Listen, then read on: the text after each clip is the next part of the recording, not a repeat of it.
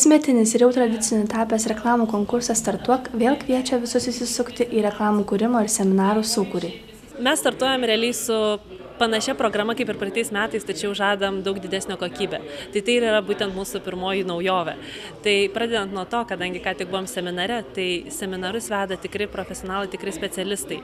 Ir pasakoja apie tos dalykus, kurie paprastam žmogui gal atrodo net nežinosi, iš kur tą informaciją ištraukti. Tiesiog, tarkim, kaip reklama yra kuriama, ko reikia, kokie žmonės prie jų dirba. Tai būtent tas. Naujovės tai, kad turim 5 kategorijas, kurie gali žmonės kurti reklamas. Tai yra originali reklama, partizaninė reklama, pramogos, aktyvus laisvalaikis ir pasilik studijuoti Lietuvoje.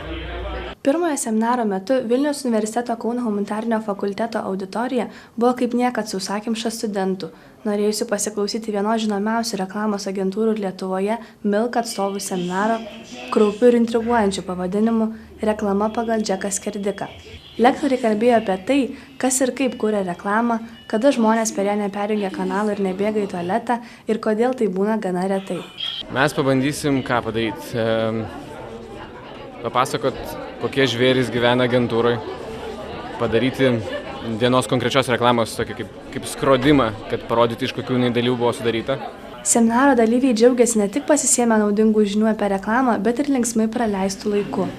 Labai patiko, kad iš tikrųjų puikiai moka elgtis su publikai, nes šnekėti įdomiai, neperdėti, nepersūdyti, neužkrauti labai didelę terminologiją ir dar ko nors, iš tikrųjų labai buvo įdomu. Viskas yra kažkiek nauja, todėl kad nauji žmonės, naujos mintis, naujos idėjos ir panašiai, ir kiekvienas žmogus apie tą patį dalyką vis kitaip pasakoja, tai iš tiesų buvo daug labai įdomių ir originalių minčių.